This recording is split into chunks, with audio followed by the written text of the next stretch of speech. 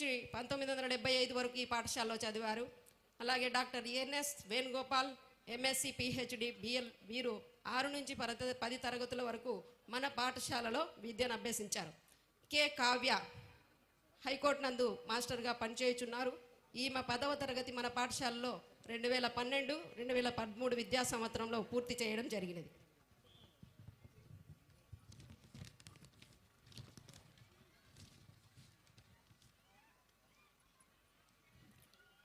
2023-24 సంవత్సరానికి గాను మన పాఠశాలలో 246 మందికి గాను 165 మంది ఉత్తీర్ణులయ్యారు. పాఠశాల ఉత్తీర్ణత శాతం 67%.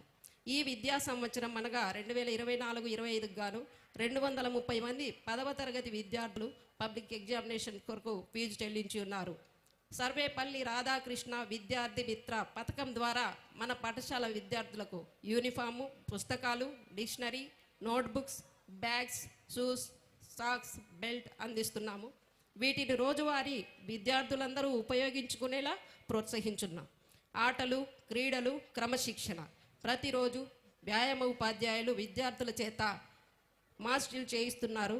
విద్యార్థుల శారీరక ఆరోగ్యానికి మన పాఠశాల ఆవరణలో ప్రభుత్వం ఇచ్చిన క్రీడా కిట్లతో వివిధ ఆటలు ఆడుతున్నారు. స్కూల్ గ్రౌండ్లో badminton, kabaddi, archery, fencing, football ఇంకా 18 రకాల ఆటలు ఆడించడం జరుగుతున్నది. 2014 నుండి వరుసగా జిల్లాలో క్రీడా ప్రతిభ అవార్డును నేటి వరకు వరుసగా కైవసం చేసుకుంటున్నారు. 2021 నుండి స్టేట్ లెవెల్ స్పోర్ట్స్ ఎక్సలెన్స్ అవార్డులు రాష్ట్రంలో 2023-24 ఇయర్కు గాను స్టేట్ ఫస్ట్ ప్లేస్ సాధించడం జరిగింది. ఈ పాఠశాల నుండి అంతర్జాతీయ స్థాయి, జాతీయ, రాష్ట్ర స్థాయిలో కొన్ని వందల పథకాలు సాధించడం జరిగింది.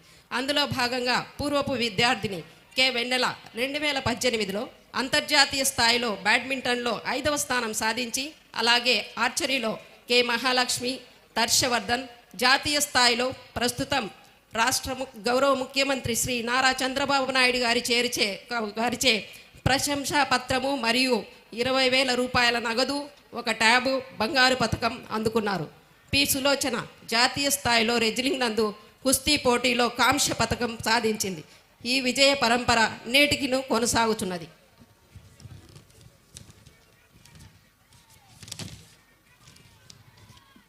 మన పాఠశాలలోని మౌలిక సదుపాయాలు. పాఠశాలలో మొత్తము 25 తరగతి గదులు ఉన్నాయి. ఇందులో ఫ్యాన్లు, లైట్లు, కూర్చుకోవడానికి బల్లలు, గ్రీన్ బోర్డులు, ఇంటరాక్టివ్ ఫ్లాట్ ప్యానల్స్ అందుబాటులో ఉన్నవి. బాలబాలికలకు సరిపడా మరుగుదొడ్లు ఏర్పాటు చేయబడి ఉన్నవి. మన పిల్లల త్రాగునీటి కోసం పాఠశాలలో ఆర్ఓ ప్లాంట్ ఉన్నది. ఇటీవలే ఇది రిపేరు రాగా దీనికి శ్రీమతి మంజుల గారు 44,600 రూపాయలు ఖర్చు పెట్టి రిపేర్ చేయించడం జరిగినది. మన బడి మన భవిష్యత్తు ద్వారా 20 అదనపు తరగతి గదుల నిర్మాణ దశలో ఉన్నవి. ఈ గదులకు ఐఎఫ్పి ప్యానళ్లు ఏర్పాటు చేయాల్సిన అవసరం ఉన్నది. డొక్కా సీతమ్మ మధ్యాహ్న బడి భోజనం పథకం ద్వారా మన పిల్లలకు పాఠశాలలో సంపూర్ణమైన పోషకాహారాన్ని అందిస్తున్నాము. అందరి సహకారంతో పాఠశాలలో మౌలిక వసతుల కల్పనకు, విద్యార్థుల అభ్యసన సామర్థ్యాల మెరుగుదలకు, అభ్యసన ఫలితాలు 100% సాధించేలా కృషి చేస్తాము. అలాగే ఈ సందర్భంగా ఒక సంతోషకరమైన ఒక అంశాన్ని తెలియజేసుకుంటున్నాను. నేను కూడా ఈ పాఠశాలలో పూర్వ విద్యార్థిని. 8వ తరగతి నుంచి 10వ తరగతి వరకు నేను ఈ పాఠశాలలోనే చదవడం జరిగింది.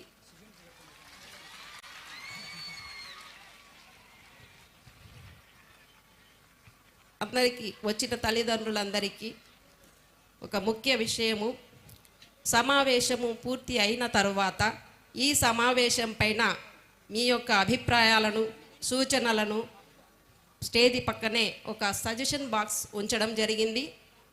దాని మీద మీ సూచనలను రాసి సూచనల పెట్టెలో తప్పనిసరిగా వేయాలని కోరుకుంటున్నాము. తర్వాత ప్రోగ్రాం అంతా పూర్తయిన తర్వాత అందరూ కలిసి డొక్కా సీతమ్మ మధ్యాహ్న బడి భోజనం చేసి వెళ్ళవలసిందిగా ప్రతి ఒక్కరిని మనస్ఫూర్తిగా కోరుకుంటున్నాను. ఈ అవకాశం ఇచ్చిన పెద్దలందరికీ నమస్కారాలు తెలియజేసుకుంటున్నాను. Thank you. వండండాల్.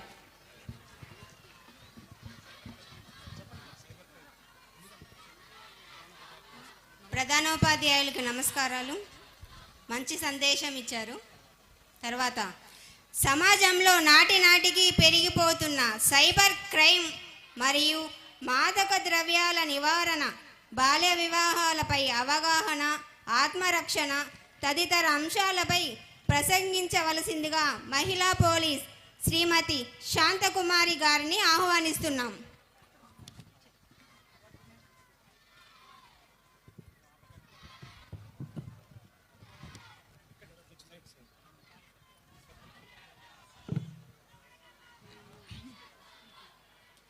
Parents and teacher మీటింగ్కి విచ్చేసినటువంటి గౌరవనీయులైనటువంటి డిప్యూటీ సీఎం గారైనటువంటి శ్రీ కొణిదెల పవన్ కళ్యాణ్ గారికి, మరియు కడప శాసనసభ సభ్యురాలైనటువంటి రెడ్డప్ప గారి మాధవి మేడం గారికి, మరియు కడప జిల్లా కలెక్టర్ సార్ అయినటువంటి మరియు ఎస్పీ సార్ గారికి, ఇక్కడ వేదికను అలంకరించినటువంటి అందరి ఉన్నతాధికారులకి మరియు పెద్దలకి నా నమస్కారాలు. నేను ఈ స్కూల్కి సంబంధించి సచివాలయ మహిళా పోలీస్గా ఇక్కడ పనిచేస్తున్నాను. నా పేరు శాంతకుమారి. ప్రస్తుతం సమాజంలో సోషల్ మీడియా ప్రభావం అనేది పిల్లల మీద ఏ రకంగా ఎఫెక్ట్ చూపిస్తుందనే దాని గురించి వివరించడానికి ఈరోజు ఇక్కడ ఉన్నాను. ముఖ్యంగా విద్యార్థులు చాలామంది సెల్ ఫోను, ట్యాబ్స్ వాడుతూ సామాజిక మాధ్యమాలలో ఎక్కువ సమయాన్ని గడపడం వలన వాళ్ళ మానసిక ప్రవర్తనలలో విపరీతమైన ధోరణులు ప్రబలే అవకాశం ఉంది. తద్వారా సాటి విద్యార్థులు, తల్లిదండ్రులు, ఉపాధ్యాయుల పట్ల నిర్లక్ష్య ధోరణితో వ్యవహరిస్తున్నారు. ఈ సోషల్ మీడియా ప్రభావం వలన పిల్లలు సెల్ ఫోన్ ఎక్కువ వాడడము, చదువుల పట్ల ఆసక్తి సన్నగిల్లడము, పాఠాలు శ్రద్ధగా వినకపోవడము, చెడు స్నేహాలు విద్యార్థుల రోజువారీ కార్యక్రమాలలో మార్పులు తీసుకొస్తున్నాయి. రాత్రి ఆలస్యంగా నిద్రపోవడం వల్ల ఆరోగ్యం చెడిపోవడము, ఉదయం త్వరగా నిద్ర లేవక స్కూల్కి టైంకి రాలేరు, నిద్రలేమి బోధన కూడా అర్థం చేసుకోలేరు, అభ్యాసన ఫలితాలు సాధించడంలో వెనుకబాటుతో విద్యార్థుల విపరీతమైన ప్రవర్తనకు గురవుతుంటారు. దీని ప్రభావం పాఠశాల మీద కాకుండా సమాజం మీద కూడా పడుతుంది.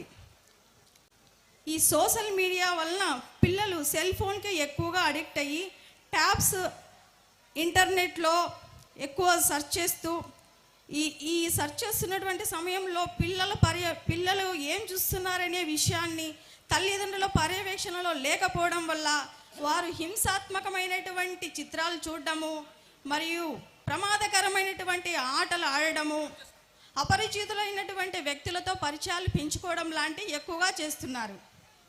అపరిచితులతో తమ ఫోటోలను, వ్యక్తిగత విషయాలను షేర్ చేసుకోవడం వల్ల వాళ్ళు సైబర్ నేరగాళ్ళ బ్లాక్మెయిల్స్కి దొరికిపోతున్నారు. కొందరు మోసపోవడం వల్ల ఆత్మహత్యలు చేసుకోవడము, ఆర్థిక నేరాలకు కూడా పాల్పడుతున్నారు. అలాగే కొంతమంది వారి యొక్క సమస్యలను చెప్పుకోలేక ప్రాణాలు తీసుకోవడము, ప్రాణాలు తీసే స్థితికి కూడా దిగజారుతున్నారు.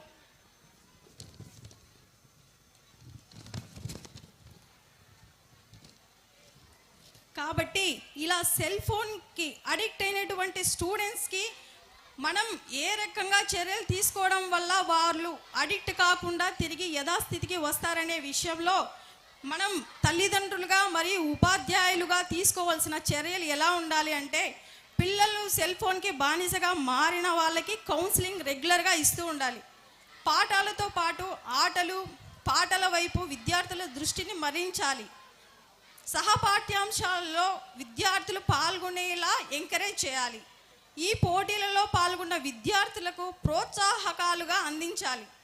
సెల్ ఫోను, గాడ్జెట్స్, ఇంటర్నెట్ విపరీతమైనటువంటి వినియోగాల వల్ల దుష్ఫలితాలు, సైబర్ మోసాలపై తల్లిదండ్రులకు మరియు ఉపాధ్యాయులకు పూర్తి స్థాయిలో అవగాహన ఉన్నప్పుడే వాటి గురించి పిల్లలకు మనం వివరించగలం.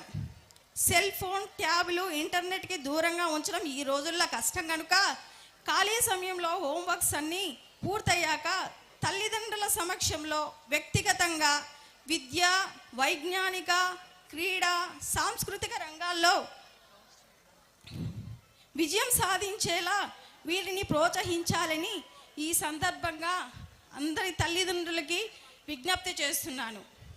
ఈ అవకాశాన్ని నాకు కలిగించిన పెద్దలందరికీ నా కృతజ్ఞతలు.